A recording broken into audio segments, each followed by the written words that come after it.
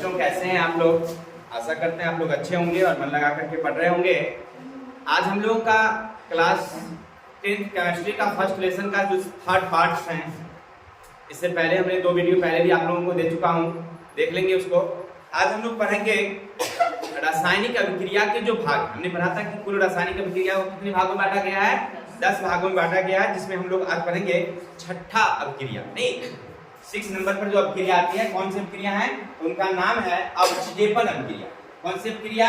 अवक्षेपण। अगर कोई आपसे पूछे कि भाई अवक्षेपण अभिक्रिया क्या है, वैसी अभिक्रिया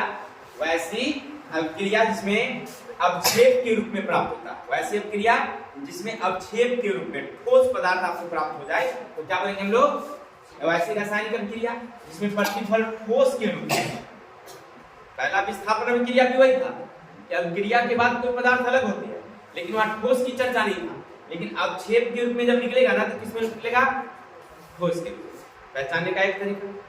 दूसरा तरीका, समीकरण में नीचे की ओर तीर लगल रहेगा। समीकरण में नीचे की ओर तीर लगल रहेगा तो समझ जाएंगे क्या है वो? अवक्षेपण अभिक्रिया। जैसे एक उदाहरण लेते हैं हम लोग कि NaCl यानी सोडियम क्लोराइड, क्लियर? इसको हम लोग silver nitrate AgNO3 silver nitrate से अभिक्रिया कराएंगे तो क्या करेगा? AgCl से अभिक्रिया करेगा, यानी सिल्वर क्लोराइड बनाएगा। क्या बनाएगा? ये सिल्वर AgCl क्या बनाएगा? ठीक है। और ये अवक्षेप के रूप में क्या हो जाएगी? बाहर निकल जाएगी और बनाएगी NaNO3 सोडियम नाइट्रेट। क्या बनाएगी वो? आपने देखा कि जब कोई पदार्थ, 2 छोटे छोटे पदार्थ यौगिक जो भी हैं, जब अभिक्रिया करते हैं तो अभिक्रिया के बाद एक प्रतिफल ठोस के रूप में बाहर निकल जाती है। किस रूप में? ठोस के रूप में। तो उसे कहते हैं हम लोग अवक्षेपण अभिक्रिया। ठीक है। आपसे परीक्षा में पूछेगा परिभाषा और उदाहरण, तो परिभाषा भी आपको याद रखनी है और उदाहरण भी याद रखना है सबका बाय चांस। क्लियर? कोई दिक्कत यहाँ तक? अगला हमारा है उदासीनीकरण अभिक्रिया। अगला क्या हमारा है? उदासीनी। अगर आपसे कोई पूछे कि भाई उदासीनीकरण अभिक्रिया क्या बताओ, तो सीधा समझिए कि जब अम्ल और लवण दोनों अभिक्रिया करते हैं, अम्ल और भस्म दोनों अभिक्रिया करते हैं तो लवण और जल बनाते हैं। अब समझिए ऐसे कि मान लीजिए कि आप जब भोज में खा लेते हैं ज्यादा तो आपको ना क्या होता है? पेट में अम्लता की मात्रा बढ़ जाती है। अम्लता की मात्रा क्या हो जाती है? बढ़ जाती है, जिसके कारण खट्टा ठकार आना शुरू होता है। क्लियर? अब क्या करते हैं? दौड़े आते हैं साहू मेडिसिन पर और कहते हैं एक इनो दीजिए। इनो क्या है? क्षारीय। इनो क्या है? क्षारीय, यानी वो एक प्रकार का भस्म। आपके पेट में अम्ल है, आप दिए इनो यानी कि उसको दिए क्षार, तो क्षार दिए तो दोनों अभिक्रिया कर लिया। तो अब ना अम्ल का गुण रह गया और ना ही किसका गुण का रहा? क्षार का गुण रहा। वो बन गया लवण और जल। आपकी पेट की अम्लता खत्म, नहीं खत्म? जब अम्ल और भस्म अभिक्रिया करती है तो लवण और जल बनाती है। ना तो अम्ल का गुण रहता है ना ही क्षार का गुण रहता है, तो उसको कहते हैं उदासीनीकरण अभिक्रिया। जैसे देखिए अभी कोई अम्ल है, उसको हम क्षार से यानी भस्म से क्या करते हैं? अभिक्रिया कराते हैं। तो कराने से क्या बनेगा हमारा? लवण प्लस जल, यानी कि जैसे अम्ल है H2SO4, ये सल्फ्यूरिक अम्ल है। क्या हमारा? ये सल्फ्यूरिक अम्ल। ये पोटेशियम KOH, ये क्या हमारा? एक प्रकार का भस्म है, पोटेशियम ऑक्साइड। इसको अभिक्रिया कराएंगे तो बनेगा K2SO4। क्या बनेगा?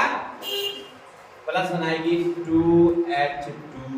क्या बनाएगी? 2H2।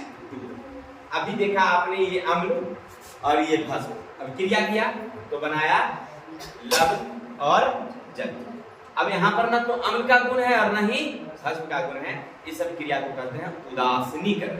उदासीन हो गया। उदासीनीकरण मतलब उदासीन हो गया। इसी टाइप की कोई और उदाहरण लेते हैं। जैसे मान लीजिए हमारा दूसरा उदाहरण लेते हैं HCl। HCl यानी कि हाइड्रोक्लोरिक अम्ल, ये सोडियम ऑक्साइड NaOH से अभिक्रिया कर देती है तो बनती है NaCl। क्या बनाती है? NaCl प्लस बनाती है H2O। क्या बनाती है? H2O। अगर आपने देखा कि यहाँ एक अम्ल है और ये प्रकार का भस्म, दोनों अभिक्रिया किया NaCl, यानी इसको आप नमक भी कह सकते हैं, साधारण नमक, ठीक है, इसका सूत्र है। तो यहाँ ना अम्ल का गुण है और ना ही भस्म का गुण है, तो ऐसी अभिक्रिया को क्या बोलेंगे हम लोग? उदासीनीकरण। किसी को डाउट? हम लोग अभी तक दो पढ़े, पहला था अवक्षेपण, माने वैसी अभिक्रिया जिसमें ठोस के रूप में प्रतिफल प्राप्त हो तो अवक्षेपण अभिक्रिया, और दूसरा पढ़ा हमने उदासीनीकरण अभिक्रिया। अब आगे हमारा है प्रकाश रासायनिक अभिक्रिया क्या है। देखिए आपसे परीक्षा में पूछता है बराबर ये प्रकाश रासायनिक अभिक्रिया। प्रकाश का मतलब होता है कि सूर्य के प्रकाश में स्वतः खुद ब खुद होती रहती है, इस घटना को कहते हैं हम लोग प्रकाश रासायनिक अभिक्रिया, ठीक है। सूर्य के प्रकाश में खुद ब खुद होते रहती है, जैसे प्रकाश संश्लेषण की घटना। पौधे द्वारा भोजन बनाया जाता है ना, अब पौधा जो भोजन बनाता है वो बनाने के लिए क्या चाहिए उसे? सूर्य प्रकाश। ये घटना तो खुद ब खुद होती है, इसको कहेंगे प्रकाश रासायनिक अभिक्रिया। सूर्य प्रकाश में खुद हो जाती है, क्या बोलेंगे? प्रकाश रासायनिक। अब देखिए वहां पर होता क्या है। प्रकाश रासायनिक अभिक्रिया में होती है, याद रखेंगे, लेते हैं हम लोग 6, क्या लेते हैं? 6CO2 प्लस 12H2O, यहाँ लिखते हैं क्लोरोफिल प्लस सूर्य प्रकाश। अभी क्या होता है? सूर्य प्रकाश की उपस्थिति तो बनाता है ग्लूकोज, तब बनाता है ऑक्सीजन, अब बनाता है जल। ये जो अभिक्रिया हुआ किसके उपस्थिति में? सूर्य प्रकाश की उपस्थिति में, यानी प्रकाश संश्लेषण की क्रिया एक प्रकार का क्या है? प्रकाश रासायनिक अभिक्रिया है। क्या है? एक प्रकार का प्रकाश रासायनिक अभिक्रिया। कोई दिक्कत? कोई दूसरा उदाहरण ले लीजिए, जैसे देखिए वायुमंडल में हाइड्रोजन है और ये क्लोरीन से स्वतः अभिक्रिया करते रहते हैं सूर्य प्रकाश की उपस्थिति। किसके? और बनाती क्या है? 2HCl, हाइड्रोक्लोरिक अम्ल। ये भी क्या हमारा? प्रकाश रासायनिक अभिक्रिया। आपसे परीक्षा में पूछता क्या है? प्रकाश रासायनिक अभिक्रिया की कोई दो उदाहरण दें। परीक्षा में एक पूछेगा, क्या बोलेगा? प्रकाश रासायनिक अभिक्रिया के कोई दो उदाहरण दें। आप क्या लिखेंगे? 6CO2 प्लस 12, यानी पौधे द्वारा जो भोजन बनाने की क्रिया है, प्रकाश संश्लेषण की क्रिया, इसका एक समीकरण लिख दीजिएगा। दूसरा समीकरण लिखिएगा H2 प्लस Cl2, 2HCl। ये प्रकाश रासायनिक अभिक्रिया के क्या है? उदाहरण है। कोई दिक्कत? और आगे भी है, कोई बहुत सारे उदाहरण है। जैसे मान लीजिए आप लेंगे 2AgCl, 2AgCl। अब इसको सूर्य प्रकाश में रख दीजिए, सूर्य प्रकाश में रख दीजिए, रखिएगा तो ये टूट जाता है। किसमें टूट जाता है? 2Ag plus Cl2, chlorine. किसमें टूट जाएगा? ये क्लोरीन। तो इसको क्या बोलेंगे हम लोग? प्रकाश रासायनिक अभिक्रिया के उदाहरण। परीक्षा में आपसे परिभाषा पूछेगा और परिभाषा के साथ साथ उदाहरण, तो आप दोनों याद रखेंगे, ठीक है। आगे चलेंगे, हमारा है ऑक्सीकरण और अवकरण, ठीक है। अब इसी को हम लोग जब बिहार टेक्स्ट बुक पढ़ते हैं NCERT का बुक, तो उसमें वो इसका नाम रख दिया है उपचयन अवचयन। क्या नाम है इसका? उपचयन अवचयन। लेकिन हमें पढ़ना है अभी क्या? ऑक्सीकरण अवकरण। क्या पढ़ना है हमें? ठीक है ना। इसी ऑक्सीकरण को कहते हैं उपचयन, इसको कहते हैं अपचयन। अवकरण को क्या बोलते हैं हम लोग? अब ये ऑक्सीकरण क्या है? समझिए, ऑक्सीजन की अभिक्रिया के आधार पर, माने कोई पदार्थ जब ऑक्सीजन के साथ अभिक्रिया करती है, यानी ऑक्सीजन से जुड़ती है या ऑक्सीजन से हटती है, या हाइड्रोजन से जुड़ती है या हाइड्रोजन से हटती है, इसके आधार पर हम लोग क्या करते हैं? ऑक्सीकरण अवकरण की परिभाषा देखते हैं। देखिए कोई पदार्थ है, मान लीजिए C, यानी कार्बन, अगर ये ऑक्सीजन के साथ अभिक्रिया किया है तो ये कहलाता है ऑक्सीकरण। क्या कहलाता है? ऑक्सीकरण। या किसी पदार्थ में मान लीजिए हाइड्रोजन है, जैसे NHCl, इसमें हाइड्रोजन है, इसको आप गर्म कर देंगे, H2 अलग हो जाएगी और Cl2 अलग हो जाएगी। जैसे हाइड्रोजन अलग होगी तो भी ऑक्सीकरण। देखिए ऑक्सीजन के साथ या तो संयोग होता है या हाइड्रोजन से अलग होता है। ऑक्सीजन के साथ क्या होता है इसका संयोग या हाइड्रोजन से क्या होता है अलग होता है, तो भी वो क्या कहलाती है ऑक्सीकरण कहलाती है। ठीक है, कोई पूछे ऑक्सीकरण किसे कहते हैं क्या बोलोगे? तो लिखेंगे जब कोई पदार्थ ऑक्सीजन के साथ अभिक्रिया करती है या हाइड्रोजन से अलग होती है, तो इस क्रिया को कहते हैं लोग ऑक्सीकरण। हाइड्रोजन से क्या होती है, हाइड्रोजन से अलग होती है या ऑक्सीजन के साथ जुड़ती है। ठीक है, अवकरण में क्या करेंगे लोग? अवकरण में क्या बोलेंगे? कोई पदार्थ ऑक्सीजन से अलग होती है, ऑक्सीजन से हाइड्रोजन से अलग होती है या हाइड्रोजन के साथ जुड़ती है। ठीक है, क्या होगा? ऑक्सीजन से वो अलग होगी या हाइड्रोजन क्या होगी जुड़ेगी, तो उसको कहते हैं हम लोग अवकरण। समझ रहे ना? ऑक्सीकरण समझ गए कि कोई पदार्थ ऑक्सीजन के साथ अभिक्रिया करती है या हाइड्रोजन से अलग होती है। उल्टा अवकरण में कोई पदार्थ ऑक्सीजन से अलग होती है और हाइड्रोजन से अभिक्रिया करती है, तो उसे क्या बोलेंगे हम लोग?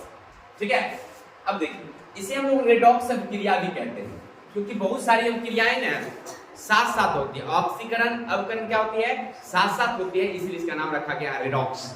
कोई पूछे आपसे रेडॉक्स अभिक्रिया क्या है, तो लिखेंगे ऑक्सीकरण की क्रिया और अवकरण की क्रिया दोनों क्या होती है साथ साथ होती है, इसलिए कहते हैं हम लोग उसको रेडॉक्स अभिक्रिया। ठीक है, ऑक्सीकरण अवकरण क्या होती है साथ साथ होती है, तो इसे क्या बोलेंगे हम लोग? किसी को दिक्कत? तो हम लोग अभी पढ़ रहे थे कुल 10 रासायनिक अभिक्रिया, जिसमें पहला हमने देखा था संयोजन, दूसरा देखा था वियोजन, तीसरा देखा था वैद्युत अपघटन, चौथा देखा था एकल विस्थापन, पांचवा देखा उभय विस्थापन, छठा देखा हमने नहीं अवक्षेपण अभिक्रिया, सातवां देखा उदासीनीकरण, आठवां देखा प्रकाश रासायनिक, नौवां देखा ऑक्सीकरण और 10वां देखा हमने अवकरण। ठीक है, कुल 10 का परिभाषा और साथ साथ में आपके रासायनिक समीकरण कुछ उदाहरण आप याद रखेंगे। ठीक है, अब चलिए कुछ ऑक्सीकरण अवकरण की क्रिया दोनों साथ साथ होती है। ऑक्सीकरण और अवकरण की क्रिया क्या होती है साथ साथ होती है, इसके कुछ उदाहरण देखते हैं। जैसे देखिए, जैसे Cu क्या हमारा CuO, ये क्या हमारा कॉपर ऑक्साइड है, क्या हमारा कॉपर ऑक्साइड।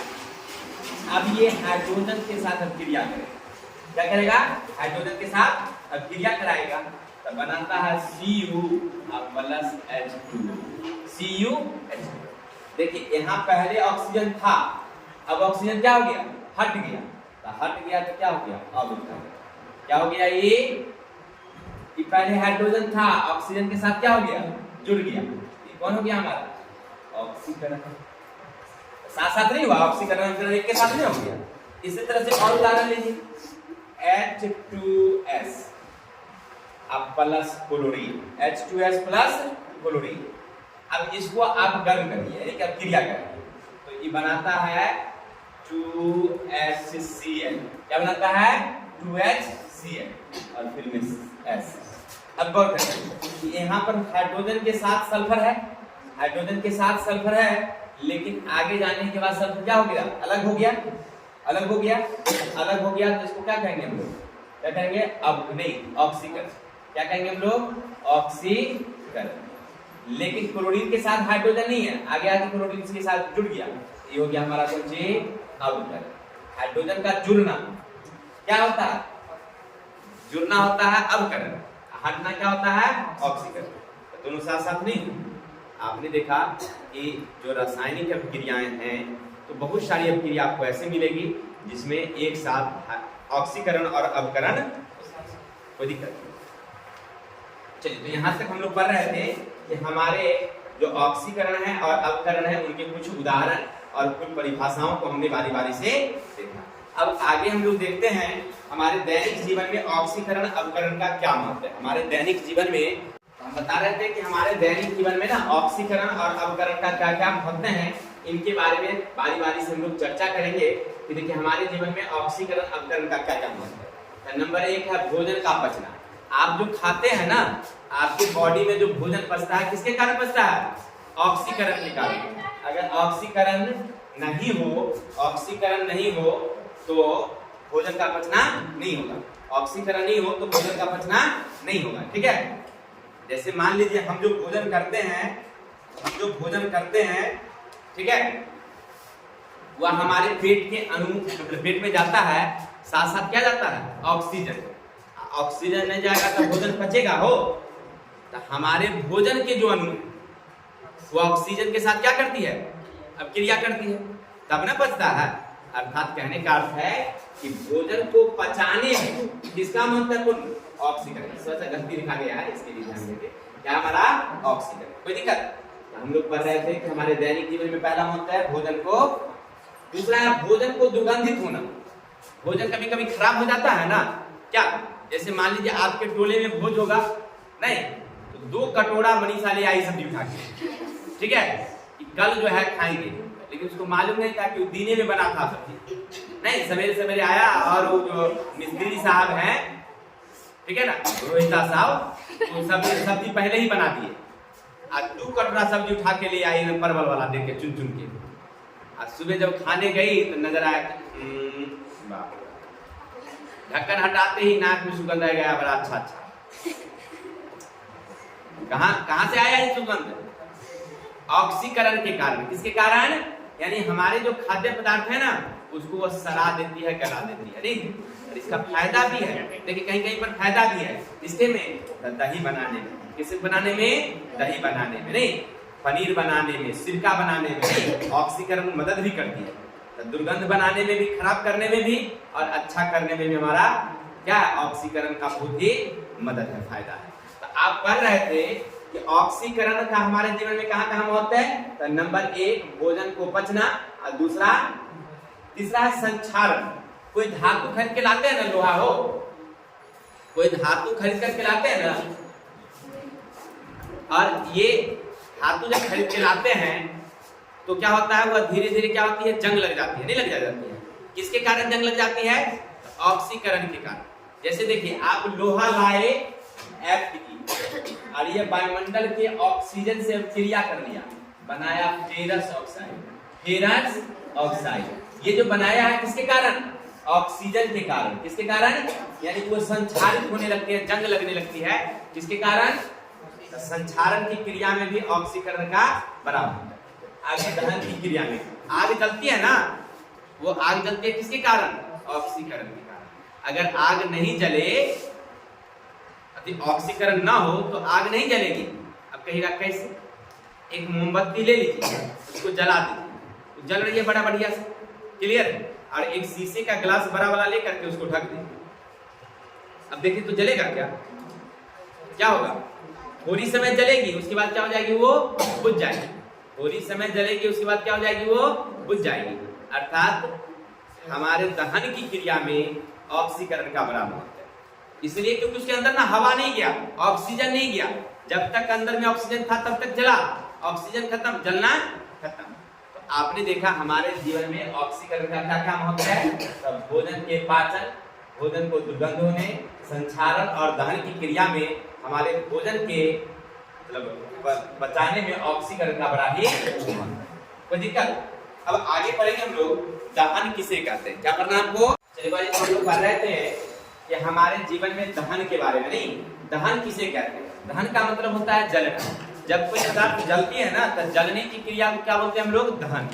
जब कोई पदार्थ जलती है तो जलने की क्रिया को क्या बोलेंगे हम लोग, दहन। ठीक है, जैसे मान लीजिए कोई मोमबत्ती आप रखे हुए हैं, ये मोमबत्ती है और ये क्या है, उसकी जो धागा है वो क्या हो रही है, जल रही है। इसी जलने की क्रिया को क्या बोलते हैं हम लोग, दहन की क्रिया कहते हैं। कोई दिक्कत, अगर आपसे कोई पूछे दहन किसे कहते हैं, तो जलने की क्रिया। ये ऑक्सीजन में जब कोई पदार्थ जलती है और ऊष्मा और प्रकाश देती है, जिसको क्या कहते हैं हम लोग। लेकिन एक पदार्थ और है जो जलती है, ऊष्मा देती है लेकिन प्रकाश नहीं देती है, कौन सा है, कोयला। याद रखेंगे, कोयला एक ऐसा पदार्थ है, जलती है, ऊष्मा देती है लेकिन प्रकाश नहीं देती। आपसे ऑब्जेक्टिव में पूछेगा, आपसे ऑब्जेक्टिव में पूछेगा कि वह कौन सा पदार्थ है, वह कौन सा पदार्थ है कि जलने पर प्रकाश नहीं देती, लिखेंगे कोयला। जलने पर प्रकाश नहीं देती क्या कहेंगे उसको, कोयला। तो दहन समझ गए कि ऊष्मा और प्रकाश देती है तो उसे क्या कहते हैं हम लोग।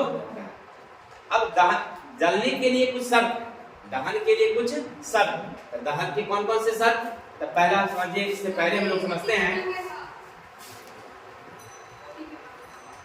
पहला हम लोग शर्त समझते हैं कि दहनशील पदार्थ किसे कहते हैं। अगर आपसे कोई पूछे कि दहनशील पदार्थ किसे कहते हैं, तो वैसे पदार्थ जो जलते हैं, जलने वाले पदार्थ को क्या बोलेंगे? दहनशील पदार्थ। जैसे लकड़ी, कोयला, कागज, ये सब क्या है? दहनशील है, जलेगी, इसलिए इसे कहते हैं हम लोग दहनशील पदार्थ। लेकिन अदहनशील पूछे तब क्या कहेंगे? तो वैसे पदार्थ जो नहीं जलती है, जो जलती है दहनशील, जो नहीं जलती है अदहनशील। जैसे अब लीजिए पत्थर, जलेगा? ईंट जलेगा? नहीं जलेगा। तो नहीं जलता है तो क्या बोलेंगे हम लोग? अदहनशील। और जलता है तो क्या बोलेंगे हम लोग? दहनशील। कोई दिक्कत? दहनशील पदार्थ क्या कहते हैं, अदहनशील क्या समझिए। अब दहन के आवश्यक शर्त है। देखिए दहन के क्या क्या शर्त होते हैं, ध्यान देंगे। दहन की शर्त यानी कि कोई भी पदार्थ अगर जलती है तो कैसे जलती है, किसकी उपस्थिति में जलती है? तो नंबर 1, दहनशील पदार्थ की उपस्थिति होनी चाहिए, यानी जलने वाला पदार्थ होना चाहिए तब ना जलेगा। अगर जलने वाला पदार्थ नहीं हो तो क्या जलेगा? पहला नंबर दहनशील पदार्थ, यानी मान लीजिए आप पत्थर रखते हैं तो जलेगा क्या? नहीं जलेगा। तो दहनशील पदार्थ की उपस्थिति। क्लियर? दूसरा हमारा है दहन के पोषक पदार्थ, क्योंकि अभी आपने क्या देखा कि जब तक ऑक्सीजन नहीं जलेगा नहीं। दहन के पोषक पदार्थ ऑक्सीजन होना जरूरी है, ऑक्सीजन नहीं रहेगा तो जलेगा भी नहीं। तो पहला तो जलने वाला पदार्थ चाहिए और दूसरा जलाने वाला पदार्थ चाहिए। क्या? हाँ, हाइड्रोजन में भी जलता है लेकिन पॉप ध्वनि के साथ, चाहे कुछों में जले, से क्या मतलब है? ज्वलनशील पदार्थ हो और जलाने वाला गैस यानी ऑक्सीजन की उपस्थिति होगी। अगला हमारा है ज्वलन ताप की प्राप्ति। ज्वलन ताप का मतलब होता है जिस ताप पर कोई पदार्थ जलना शुरू करता है उसे कहते हैं ज्वलन ताप। जिस ताप पर कोई पदार्थ जलना शुरू करता है उसे क्या कहते हैं हम लोग? ज्वलन ताप कहते हैं। ठीक है? जैसे उदाहरण के तौर पर लीजिए कि एक पतली सी लकड़ी लीजिए, माचिस की तिल्ली हो या घास फूस हो, और एक बड़ा मोटा लकड़ी का लट्ठा ले लीजिए और दोनों को माचिस की तिल्ली से जलाइए, कौन जलेगा? घास फूस जलेगी, अब मोटा जो बोटा है लकड़ी का वो जलेगा। क्यों? क्योंकि उसको जलने के लिए जितना उष्मा चाहिए उतना उष्मा उससे नहीं मिल रहा, इसलिए वो नहीं जल रहा। अब खेल देखे होंगे, जादू का खेल, तजिया उजिया वाला में देखेंगे कि माथा में रुमाल बांध लेता, आग लगा लेता है, अब थोड़ी देर बाद उसका सिर जलता भी नहीं है, बस बुझ जाता है। ऐसा क्यों? क्या करता जानते हैं? पेट्रोल लिया, अब पानी लिया, उसको भिगो दिया, और पेट्रोल जब तक था तब तक वो अल्लाह का, जब तक पानी आया तब तक वो क्या हो गया? खत्म हो गया। यानी कहने का अर्थ है कि पानी से भीगी हुई रुमाल को जलने के लिए जितना तापमान चाहिए उतना उसको मिला नहीं, इसीलिए वह जला नहीं। ठीक है? अर्थात ज्वलन ताप का मतलब जिस ताप पर कोई पदार्थ जलना शुरू करता है, तो जब तक उतना तापमान नहीं मिलेगा जलेगा नहीं, जब तापमान मिलेगा तब जलेगा। अर्थात आपने देखा दहन के कुछ शर्त क्या क्या? तो पहला दहनशील पदार्थ की उपस्थिति, दहन के पोषक पदार्थ की उपस्थिति और ज्वलन ताप की प्राप्ति।